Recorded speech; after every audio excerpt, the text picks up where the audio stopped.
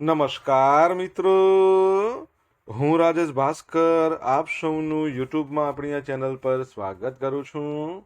મિત્રો, આજે આપણે તારીખ 18 ઓગસ્ટ 2025ના કેટલાક મોસ્ટ ઇમ્પોર્ટન્ટ કરંટ અફેર અને અગાઉની પરીક્ષામાં પૂછાયેલા કેટલાક ઇમ્પોર્ટન્ટ પ્રશ્નો વિશે ડિટેલમાં ચર્ચા કરીશું, જે આપને આવનારી પરીક્ષા માટે ખૂબ જ ઉપયોગી સાબિત થશે. તો મિત્રો, આપ આ ચર્ચા સાથે જોડાઈ રહેજો અને વિડીયોને પહેલેથી લઈને છેલ્લે સુધી પૂરેપૂરો જોવાનો આગ્રહ રાખજો. તો ચલો મિત્રો, શરૂ કરીએ. શરૂઆત કરતા પહેલાં જણાવી દઉં કે જો તમારે આપણી આ યુટ્યુબ ચેનલને સબસ્ક્રાઇબ કરવાનું બાકી હોય તો ચેનલને સબસ્ક્રાઇબ કરજો, નોટિફિકેશન બેલ આઇકોનને પ્રેસ કરીને, અને જો તમને વિડીયો પસંદ આવે તો વિડીયોને લાઇક કરજો. પરંતુ તમારા જેટલા પણ મિત્રો જેઓ કોમ્પિટિટિવ એક્ઝામની તૈયારી કરી રહ્યા છે એ બધા મિત્રો જોડે આ વિડીયોની લિંકને શેર કરવાનું ના ભૂલતા. ચલો તો શરૂઆત કરીએ. સૌપ્રથમ જોઈશું અગાઉની પરીક્ષામાં પૂછાયેલા વિજ્ઞાનના પ્રશ્નો, જેના જવાબો તમારે મને કમેન્ટ બોક્સમાં લખીને જણાવવાના છે. વિડીયોના લાસ્ટમાં જ્યારે હું તમને આ દરેક પ્રશ્નના જવાબ જણાવું ત્યારે તમારે ચેક કરવાનું છે કે તમે આપેલા પ્રશ્નોના જવાબમાંથી કેટલા પ્રશ્નોના જવાબ સાચા છે, અને જેટલા પણ પ્રશ્નો જવાબ સાચા હોય એનો આંકડો તમારે કમેન્ટમાં લખવાનો છે કે 10માંથી આટલા સાચા છે. ડેઇલી જીકે ટેસ્ટમાં આપણે રોજ 10 પ્રશ્નો પૂછીએ છીએ, એમાંથી 5 પ્રશ્નો વિજ્ઞાનના છે, બાકીના જે 5 પ્રશ્નો છે એ ભૂગોળના છે.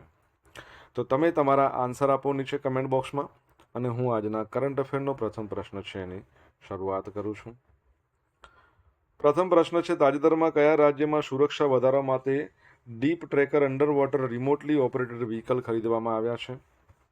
તો આપણા ગુજરાત રાજ્યમાં. તો મિત્રો, રાજ્યની સુરક્ષાને વધારવા માટે deep tracker under water remotely operated vehicle ખરીદવામાં આવ્યા છે. આ બેમાંથી એક વ્હીકલ રાજકોટને આપવામાં આવ્યું છે. 2 વ્હીકલ છે, અને તમને ખ્યાલ હશે કે રિસન્ટલી ગુજરાત પોલીસે જે ગંભીર દુર્ઘટના થઈ હતી, બ્રિજ તૂટી ગયો હતો, એમાં પણ આ વ્હીકલનો સફળતાપૂર્વક ઉપયોગ કર્યો હતો. આ માટે પોલીસ અધિકારી કર્મચારીઓને 3 દિવસની ખાસ તાલીમ પણ મેળવી છે. ડીપ ટ્રેકર વ્હીકલની વાત કરીએ તો ડીપ ટ્રેકર વ્હીકલ ગુજરાત પોલીસને પાણીની ઊંડાઈમાં રહેલા એવિડન્સ રિકવર કરવાથી માંડીને સર્ચ, સર્વેલન્સ એવી બધી કામગીરીમાં મદદરૂપ થશે. માત્ર 10 કિલોનું આ પોર્ટેબલ ડીપ ટ્રેકર છે. એ વ્હીકલ પાણીની અંદર 200 મીટર સુધીની ઊંડાઈએ જઈને 100 કિલો સુધીનું વજન ઉંચકીને બહાર કાઢી શકે છે. આ હાઈ ક્વોલિટી વિડીયો રેકોર્ડિંગ માટે અલ્ટ્રા હાઈ ડેફિનેશન 4K કેમેરાથી સજ્જ આ વ્હીકલ ડહોળા પાણીમાં પણ ઓપરેશન પાર પાડી શકે છે. આ most portable deep tracker vehicle પાણીની અંદર 200 મીટર સુધી ઊંડાણમાં જઈને સર્ચ, એવિડન્સ રિકવરી, ટ્રેક અને સર્વેલન્સ આ બધું કરી શકે છે. બરાબર. તમને ખ્યાલ હોય તો રિસન્ટલી આપણે ભણ્યા હતા કે ગંભીર અકસ્માત થાય એ વખતે ઇમરજન્સીમાં મદદરૂપ થવા જે ઇજાગ્રસ્તો છે એમને સારવાર આપવા માટે ગુજરાત સરકારે વ્હીકલ ખરીદ્યા છે. 112 એનો હેલ્પલાઇન નંબર છે. એ વ્હીકલને નામ શું આપવામાં આવ્યું છે? તમને આન્સર આવડે તો કમેન્ટ બોક્સમાં લખજો. યુનિયન પબ્લિક સર્વિસ કમિશનની સ્થાપના ક્યારે કરવામાં આવી હતી, એટલે કે યુપીએસસીની? તો 1 ઓક્ટોબર 1926માં. શા માટે આપણે એની ચર્ચા કરી રહ્યા છે? તો બંધારણીય સત્તામંડળ યુનિયન પબ્લિક સર્વિસ કમિશનને તેના અસ્તિત્વના 100 વર્ષની ઉજવશે. તે 1 વર્ષ લાંબી કાર્યક્રમો અને પ્રવૃત્તિઓની શ્રેણી સાથે ઉજવવામાં આવશે. શતાબ્દી વર્ષની ઉજવણી 1 ઓક્ટોબર 2025થી શરૂ થશે, 1 ઓક્ટોબર 2026 સુધી ચાલશે. આ અંગેનો નિર્ણય યુપીએસસીના અધ્યક્ષ શ્રી અજયકુમારની અધ્યક્ષતામાં તાજેતરમાં યોજાયેલી કમિશનરની બેઠકમાં લેવામાં આવ્યો હતો. કમિશનની બેઠકમાં ભારત સરકાર અધિનિયમ 1919ની જોગવાઈઓ અને લી કમિશન 1924ની ભલામણો, એ પછી ભારતમાં 1 ઓક્ટોબર 1926ના રોજ જાહેર સેવા આયોગ છે એની સ્થાપના કરવામાં આવી હતી. પાછળથી એનું નામ બદલીને પછી શું કરવામાં આવ્યું હતું? ફેડરલ પબ્લિક સર્વિસ કમિશન 1937માં. 26 જાન્યુઆરી 1950ના રોજ ભારતના બંધારણને અપનાવવા સાથે એનું નામ બદલીને યુનિયન પબ્લિક સર્વિસ કમિશન રાખવામાં આવ્યું. આ ઉજવણીના ભાગરૂપે યુપીએસસી રાષ્ટ્રપતિ કમિશનની સેવાનું પ્રતીક કરતો લોગો અને ટેગલાઇન બહાર પાડવાની યોજના બનાવી રહ્યું છે. તમને ખ્યાલ છે યુપીએસસીના હાલના અધ્યક્ષ કોણ છે? તમને ખ્યાલ હોય તો કમેન્ટ બોક્સમાં લખીને જણાવી શકો છો. નવા જ બન્યા છે અને યુપીએસસીની એક્ઝામ જેણે ક્રેક કરી છે, પ્રિલિમ્સ અને મેન્સ, એવા ઉમેદવારો જે ઇન્ટરવ્યૂમાં ફેલ થયા છે એમના માટે એક પોર્ટલ બનાવવામાં આવ્યું છે, પ્રતિભા સેતુ. તો એ પણ પરીક્ષામાં પૂછાઈ શકે છે, યાદ રાખજો. ઝોમેટો છે એણે સત્તાવાર રીતે શાહરૂખ ખાનને એના નવા બ્રાન્ડ એમ્બેસેડર તરીકે જાહેર કરી દીધા છે અને આ સહયોગથી શાહરૂખ ખાન ઝોમેટોના મલ્ટી પ્લેટફોર્મ જે માર્કેટિંગ પહેલ છે એમાં મુખ્ય ભૂમિકા ભજવે છે, જેમાં ટેલિવિઝનમાં જાહેરાતો, ડિજિટલ માર્કેટિંગ ઝુંબેશ, છાપેલી જાહેરાતો, મુખ્ય શહેરોમાં આઉટડોર એક્ટિવેશન્સ. બરાબર છે, આ યાદ રાખજો. ઝોમેટોની જો વાત કરીએ તો 2008માં એની સ્થાપના થઈ હતી અને એના એમડી અને સીઈઓ દીપિંદર ગોયલ છે. શું છે? દીપિંદર ગોયલ. ઝોમેટોનું હેડક્વાર્ટર ગુરુગ્રામમાં છે, જેને આપણે ગુડગાંવ કહેતા હતા. અને તમારા માટે એક પ્રશ્ન એ છે, ઝોમેટોની પેરેન્ટ કંપનીનું નામ શું છે? નામ બદલવામાં આવ્યું હતું, છેલ્લે આપણે એવું ભણ્યા હતા. તમને યાદ હોય તો કમેન્ટમાં લખીને જણાવો. મિત્રો, વિડીયો પસંદ આવ્યો હોય તો વિડીયોને લાઇક કરો, તમારા મિત્રો જોડે વિડીયોની લિંકને શેર કરો. આપણી બંને યુટ્યુબ ચેનલ રાજેશ ભાસ્કર 2, એને જો સબસ્ક્રાઇબ ના કરી હોય તો સબસ્ક્રાઇબ કરો, નોટિફિકેશન બેલ આઇકોનને પ્રેસ કરીને. જો તમારે ડેઇલી કરંટ અફેરની પીડીએફ જોઈતી હોય તો આપણી ટેલિગ્રામ ચેનલ છે એને જોઈન કરી લો.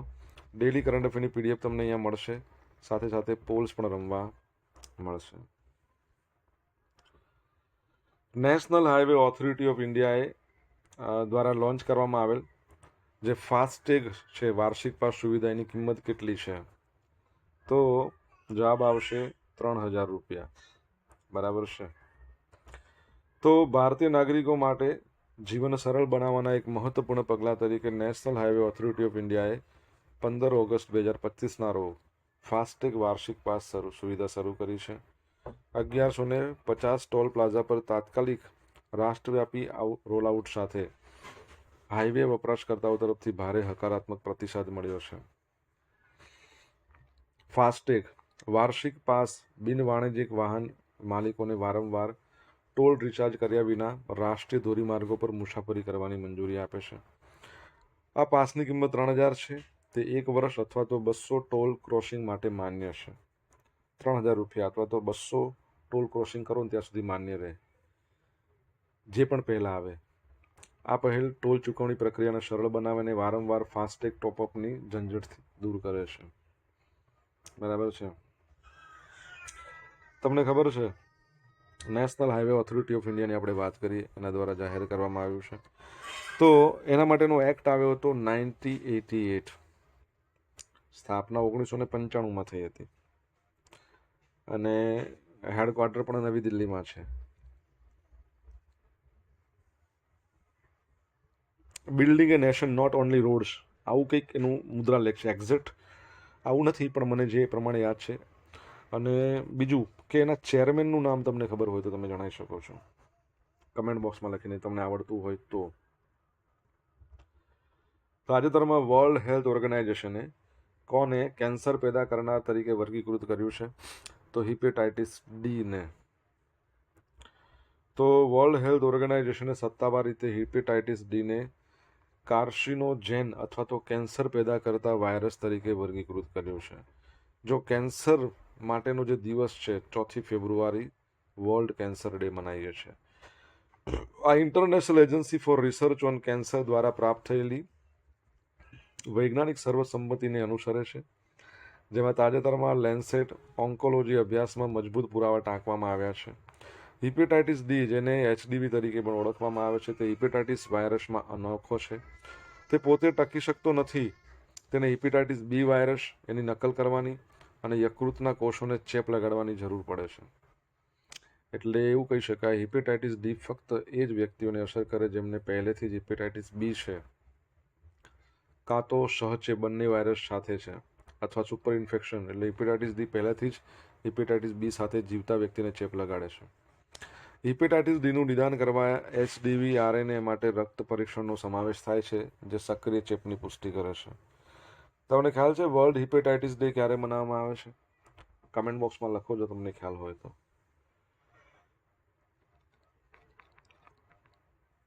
વર્લ્ડ હેલ્થ ઓર્ગેનાઇઝેશન રિસન્ટલી તમને ખબર છે કેન્યાને ઊંઘની બીમારીથી મુક્ત જાહેર કર્યો છે.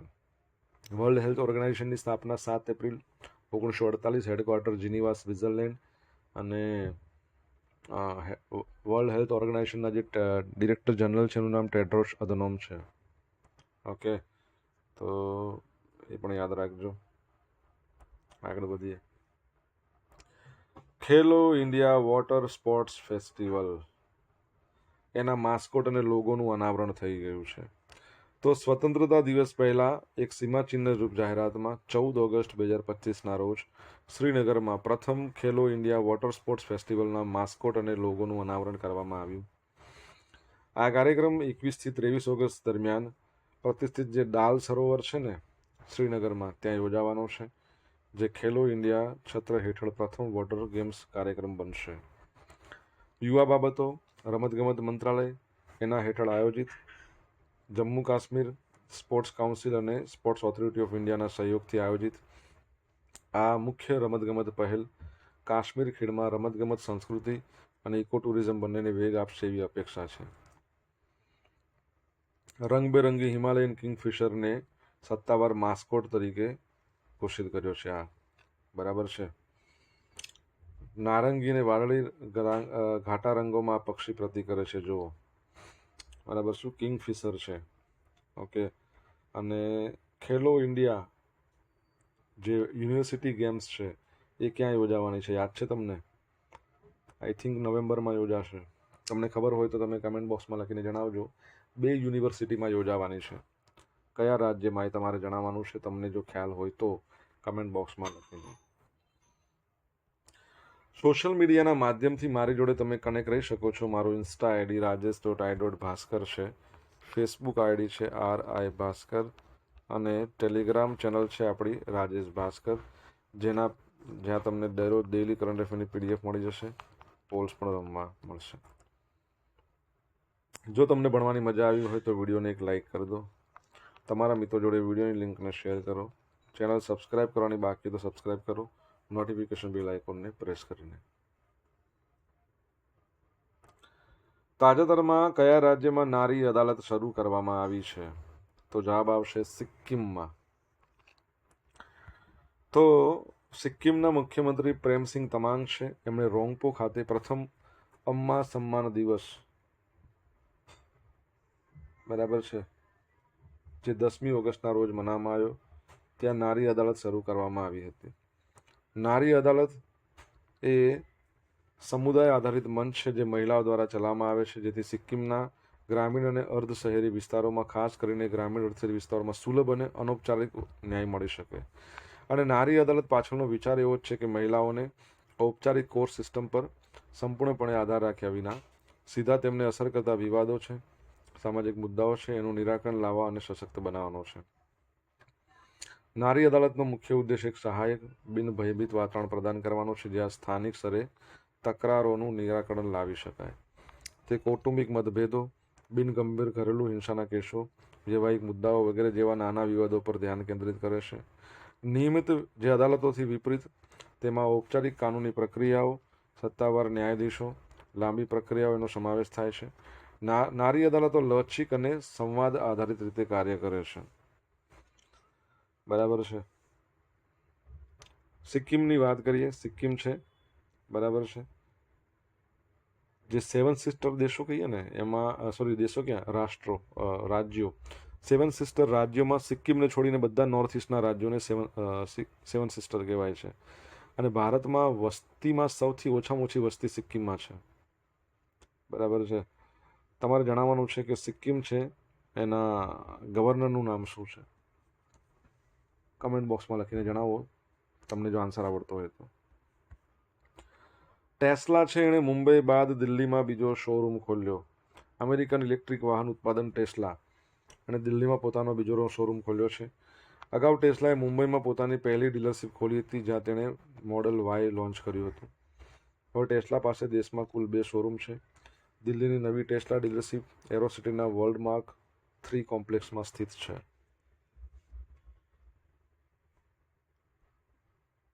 જો અહીંયા કઈ જગ્યાએ છે એરોસિટીના વર્લ્ડ માર્ક 3 કોમ્પ્લેક્સ, તમને પૂછું મુંબઈમાં કયા વિસ્તારમાં છે એનો શોરૂમ?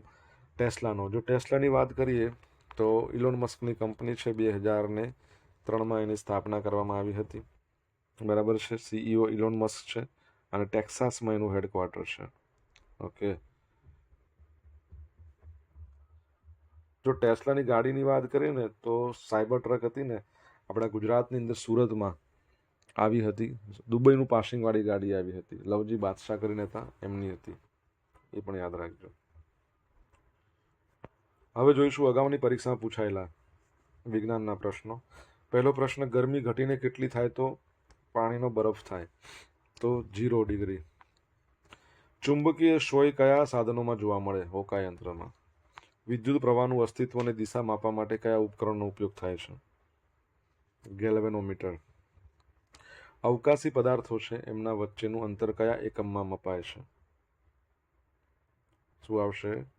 પ્રકાશ વર્ષ. ધ્વનિ કરતા પ્રકાશની ગતિ વધુ જ હોય હંમેશા. પ્રકાશની ગતિને કોઈ પણ પ્રકારની ગતિ મેચ ના કરી શકે, બરાબર. સૌથી વધારે પ્રકાશની ગતિ હોય. હવે જોઈશું અગાઉની પરીક્ષામાં પૂછાયેલા ભૂગોળના પ્રશ્નો. પહેલો પ્રશ્ન, પૂજ્ય મોરારી બાપુનો જન્મસ્થળનું નામ શું? તો તલગાજરડા. ગાંધીજીએ લખેલા પુસ્તકો હતા, એમાંથી સૌથી વધુ જાણીતું કયું હતું? તો સત્યના પ્રયોગો. એમની આત્મકથા છે, માય એક્સપેરિમેન્ટ વિથ ટ્રુથ. ગુજરાતનું કયું શહેર સાક્ષર ભૂમિ કહેવાય છે? નડિયાદ. સાક્ષર ભૂમિ. સંસ્કારી નગરી કે તો વડોદરા. સૌરાષ્ટ્રની સંસ્કારી કે તો ભાવનગર. પુસ્તકની નગરી કે તો પછી નવસારી. ગાંધીજીના મોટા પુત્ર હરિલાલ પર લખાયેલ પુસ્તક? પ્રકાશનો પડછાયો. ગુજરાતના ભરૂચ જિલ્લામાં કઈ જગ્યાએ દર 18 વર્ષે કુંભ મેળો ભરાય છે? ભાડભૂતમાં, બરાબર છે. હવે મિત્રો જોઈશું ગઈકાલે પૂછેલા પ્રશ્નો જવાબ. પહેલો પ્રશ્ન, સ્વતંત્રતા દિવસના અવસરે ગુજરાતના કેટલા પોલીસ કર્મીઓને રાષ્ટ્રપતિના હસ્તે શૌર્ય અને સેવા મેડલો એનાયત થયા? 23. PM મોદીએ યુનાઇટેડ નેશન જનરલ એસેમ્બલીની બેઠકમાં હાજરી આપશે. તે કેટલામું સત્ર છે?